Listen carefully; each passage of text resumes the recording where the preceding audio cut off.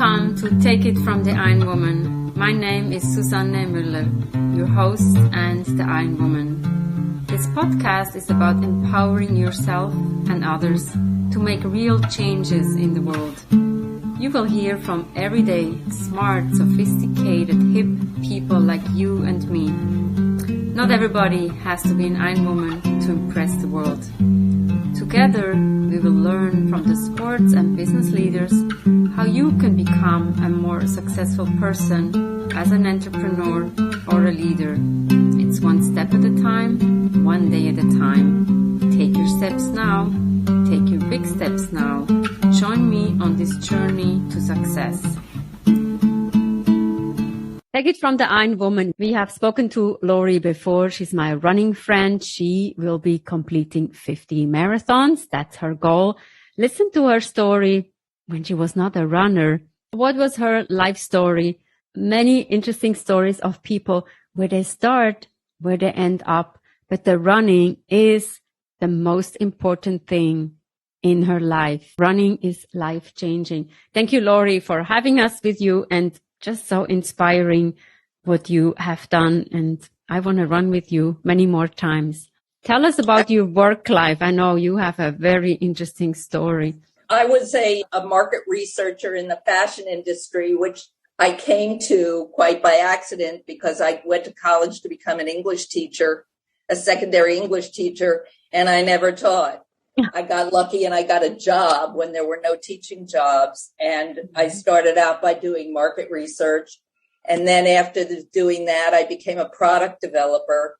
I took my first trip to the Orient in 1981 and spent a month traveling throughout Asia. And I was one of the first people to be invited by the Chinese government to go into China, which was, again, 1981. There were no Westerners going to China. Today, I mean, it's just as Western it can be. Yeah. And then after that, I became a marketer of Australian wool. I worked for the Australian government trying to promote this stockpile of wool that had been sitting in Australia. And so I spent a lot of time in Europe. And then I became a product developer for a catalog company which specialized in very large women's clothing.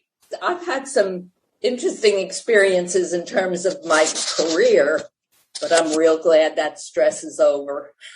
Yeah, I've been retired now for a few years, so I can concentrate on myself. I can be selfish and concentrate on myself. That's originally how it all came together. And you never ran, you traveled, and sports was not in your life until the age of 50. Interesting. No. I mean, every once in a while I would say, I'm going to go out and run a little bit.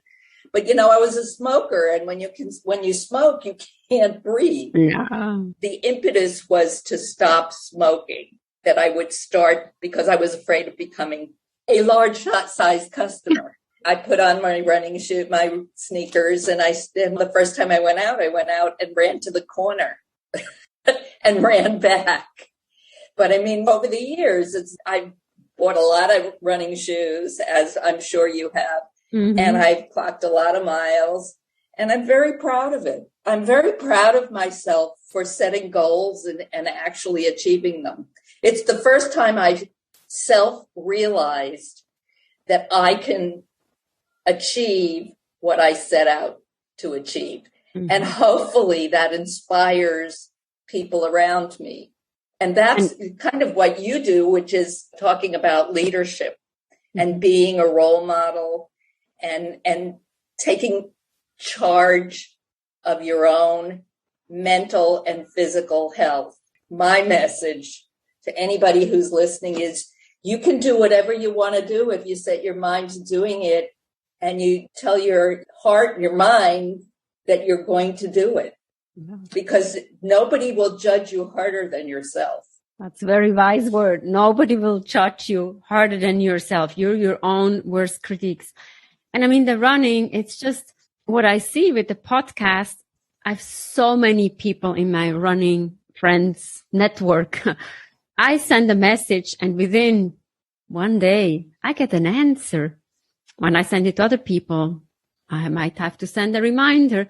There's something about the runners. You show up, you give your best, you support others, and you have fun, right? It's about that social support. And I remember you telling me the MERMs, they have helped you when your husband passed away. And it's just like this support that we're all craving in a way. And especially in a city like New York City, when many times we're alone, but the running you do together.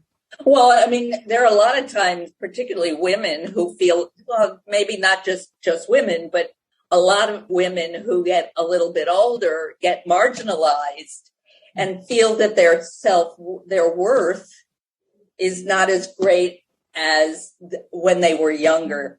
Mm-hmm. And the 60s is the new 40s. Mm-hmm. If you're in your 70s, you're not like what our parents were like when they were in their 70s. Well, you're not your mother, but my mother was already ill and overweight and smoked. I'm now the same age my mother was when she became really ill. Mm-hmm. And I just decided I wasn't going to live. I wasn't going to live that long, mm-hmm. or I was going to surpass that and be healthier. I think we all have to think about how we want to live our lives as we get older. There is ageism in this world. It's just a matter of not responding to it. As I said, I've been in a class with all 20-year-olds, and I'm right in there. And you know what? It's what keeps me going. Yeah. Because if it were all older women like me, you know what I'm saying? Yeah. I don't want to become matronly and Terry and, out of shape, have physical. I'm just not gonna. No.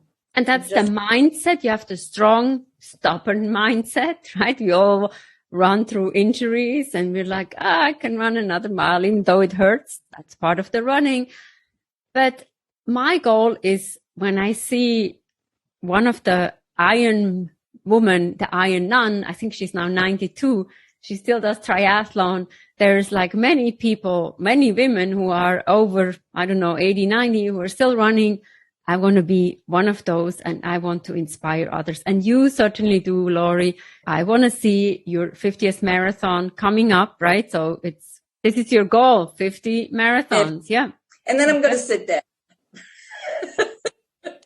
Yeah.